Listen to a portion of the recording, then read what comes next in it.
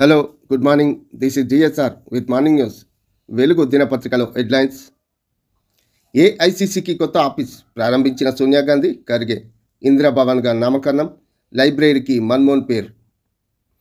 6 అంతస్తుల్లో అధునాతన భవనం, ప్రతి పూర్లోనూ గోడలపై కాంగ్రెస్ 139 ఏళ్ల చరిత్రను తెలిపేలా ఫోటోలు, నెహ్రూ మొదలుకొని ఖర్గే దాకా పార్టీ ప్రెసిడెంట్లు, సీఎంల చిత్రాలు, లాల్ బహదూర్ శాస్త్రి, సర్దార్ పటేల్, పివి మన్మోహన్ ఫోటోలు, గాంధీ, అంబేద్కర్ చిత్రాలు కూడా ఏర్పాటు. ప్రారంభోత్సవానికి రాహుల్, కేసీ వేణుగోపాల్, ప్రియాంక, సీఎం రేవంత్, పీసీసీ చీఫ్లు హాజరు. దేశ రాజధాని ఢిల్లీలో కాంగ్రెస్ పార్టీ కొత్త హెడ్ ఆఫీస్ ఘనంగా ప్రారంభమైంది. ఢిల్లీలో 9 కోట్ల రోడ్లో సకల సౌకర్యాలతో నిర్మించిన అధునాతన ఏఐసిసి కొత్త హెడ్ క్వార్టర్ భవనాన్ని బుధవారం Congress party parliamentary chief Sonia Gandhi ప్రారంభించారు. కాంగ్రెస్ ప్రెసిడెంట్ మల్లికార్జున ఖర్గేతో కలిసి సోనియా గాంధీ రిబ్బన్ కట్ చేశారు. 6 అంతస్తుల్లో నిర్మించిన ఈ భవనం ప్రతి పోరులోనూ పార్టీ 139 ఏళ్ల చరిత్రను తెలియజేసేలా గోడలకు అలనాటి చిత్రాలతో పాటు అలంకరించారు. ఈ బిల్డింగ్లకు ఇందిరాగాంధీగా పేరు పెట్టినట్టు పార్టీ చీఫ్ ఖర్గే ప్రకటించారు. ఈ బిల్డింగ్లో గ్రౌండ్ ఫ్లోర్లో ఉన్న లైబ్రరీకి డాక్టర్ మన్మోహన్ సింగ్ లైబ్రరీగా నామకరణం చేసినట్టు తెలిపారు. ముందుగా భవనంలో ఆవరణంలో పార్టీ జెండాను ఆవిష్కరించిన అనంతరం వందే మాతరం జాతీయ గీత ఆలాపన చేశారు. అనంతరం భవనాన్ని ప్రారంభించిన నేతలు అందులోకి ప్రవేశించారు. నేవీలోకి ఒకేసారి 3 యుద్ధ నౌకలు, ఐఎన్ఎస్ సూరత్, వాగ్గిర్, నీలగిరి జాతికి అంకితం చేసిన ప్రధాని. ఈ 3 దేశీయంగా తయారైనవే. మేము జోక్యం చేసుకోం. హైకోర్టు తీర్పుపై కేటీఆర్కు తేల్చి చెప్పిన సుప్రీంకోర్టు. ఫార్ములా ఈ రేస్ కేసులో మరో షాక్. క్వాష్ పిటిషన్ హైకోర్టు కొట్టేయడాన్ని సవాల్ చేసిన కేటీఆర్ ఈ స్టేజిలో తాము కలుగజేసుకోలేమన్న సుప్రీంకోర్టు. అవినీతి జరగలేదన్న వాదనను తోసిపుచ్చిన ధర్మాసనం పిటిషన్ విత్డ్రా చేసుకునే స్వేచ్ఛ కూడా లేదంటూ సీరియస్. పలుమార్లు విజ్ఞప్తి చేయడంతో విత్డ్రాకు ఛాన్స్ ఇస్తూనే డిస్మిస్.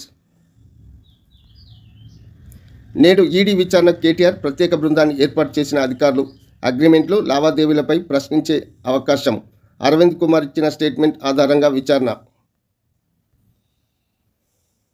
రికార్డుల మోత. వన్డేలో అత్యధిక స్కోర్ చేసిన ఇండియా అమ్మాయిల జట్టు.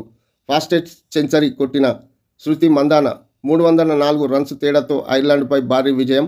ఇండియా విమెన్స్ క్రికెట్ టీం చరిత్ర సృష్టించింది. ఐర్లాండ్ బుధవారం జరిగిన చివరి 3వ వన్డేలో పలు రికార్డులు బద్దలు కొట్టింది. ఇండియా విమెన్స్ క్రికెట్ టీం కూడా సాధ్యం కాని రీతిలో 50 ఓవర్లలో 435/5 స్కోర్ చేసి ఈ ఫార్మాట్లో తన అత్యధిక స్కోర్తో సరికొత్త రికార్డును నెలకొల్పింది. కెప్టెన్ స్మృతి మందాన 135 70 బంతుల్లోనే ఇండియా తరపున ఫాస్టెస్ట్ సెంచరీ సాధించింది. యువ ఓపెనర్ ప్రతీక రాహుల్ 154 రన్స్తో మెరిపించింది. తర్వాత ఐర్లాండ్ను 131 స్కోర్కే ఆల్అవుట్ చేసిన ఇండియా 304 పరుగుల తేడాతో గెలిచింది. 3 వన్డేల సిరీస్ను 3-0తో స్క్రీన్ క్లిప్ చేసింది. భగవత్ వాక్యాలు దేశద్రోహమే, ప్రజలందరినీ కించపరిచారు రాహుల్. ఫ్రీడమ్ ఫైటర్స్ను ఆర్ఎస్ఎస్ చీఫ్ అవమానించారు. దేశాన్ని విచ్ఛిన్నం చేసేవారిని అడ్డుకునే శక్తి కాంగ్రెస్కు మాత్రమే ఉందని వ్యాఖ్య.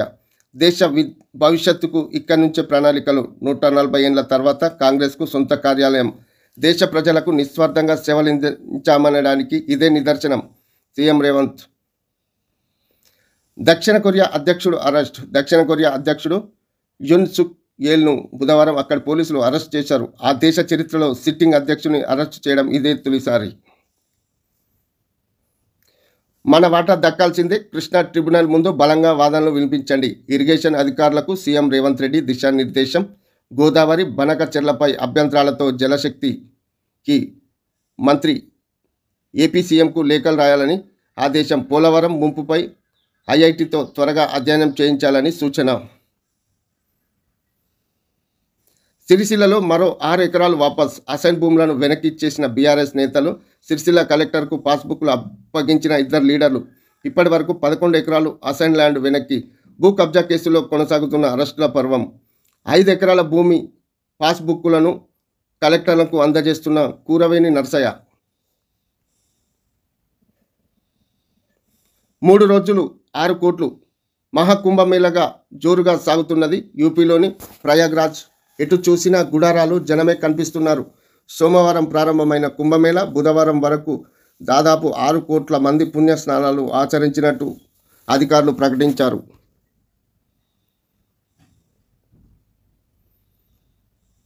555 టీఎంసీలు ఇవ్వాల్సింది కృష్ణా జలాల్లో న్యాయపరమైన వాటి కోసం తెలంగాణ పోరాటం.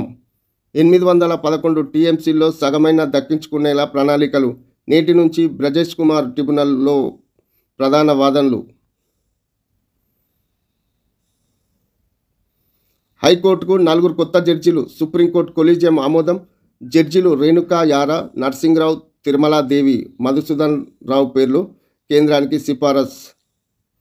హైకోర్టు సీజేగా సుజయ్ పాల్, అలోక్ అరతెకు బాంబే హైకోర్టు సీజేగా బాధ్యతలు. నిజామాబాద్లో పసుబోర్డు షురు వర్చువల్గా ప్రారంభించిన కేంద్ర మంత్రి గోయల్. వినాయక్ నగర్ తాత్కాలిక ఆఫీస్. ఢిల్లీలో కేంద్ర మంత్రి పీయూష్ గోయల్ మెడలో పసుపు దండ వేసి కృతజ్ఞతలు తెలుపుతున్న ఎంపీ అరవింద్. 8 సెట్లకు తేదీలు ఖరారు.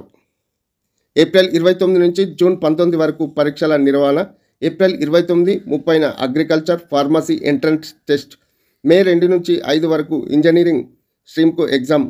ఎంట్రన్స్ పరీక్షలు రీషెడ్యూల్ రిలీజ్ చేసిన హయ్యర్ ఎడ్యుకేషనల్ కౌన్సిల్.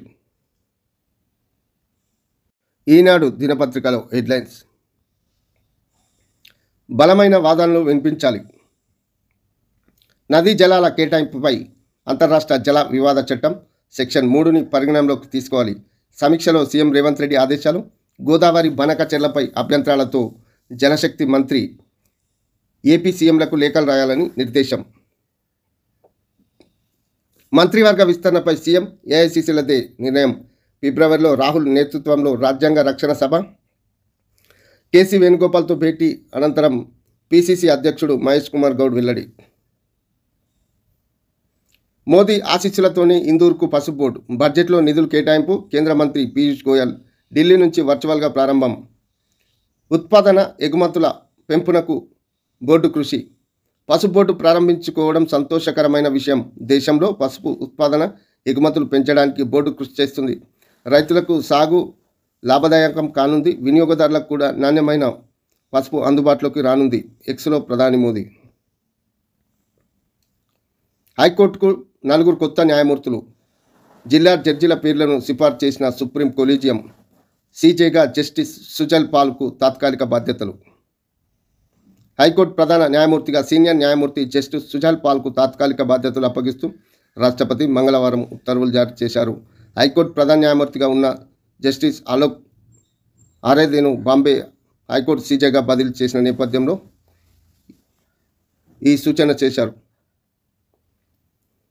విషాదం నింపిన పతంగులు. గాలిపటాలను ఎగరవేస్తూ 3 మృతి. నిర్మల్, యాదాద్రి, రంగారెడ్డి జిల్లాలో ఘటనలు.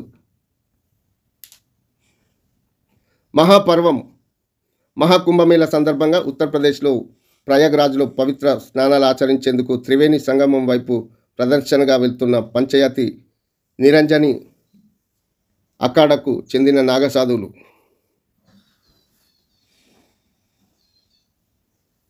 ఎఫ్ఐఆర్ను కొట్టేయలేం. ఫార్ములా ఈ కేసులో విచారణ అవసరమన్న సుప్రీంకోర్టు ధర్మాసనం.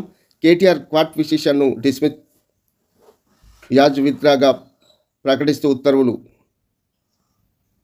అత్యాధునికంగా ఏఐసీసీ నూతన కార్యాలయం ఢిల్లీలో ప్రారంభించిన సోనియా ఖర్గే.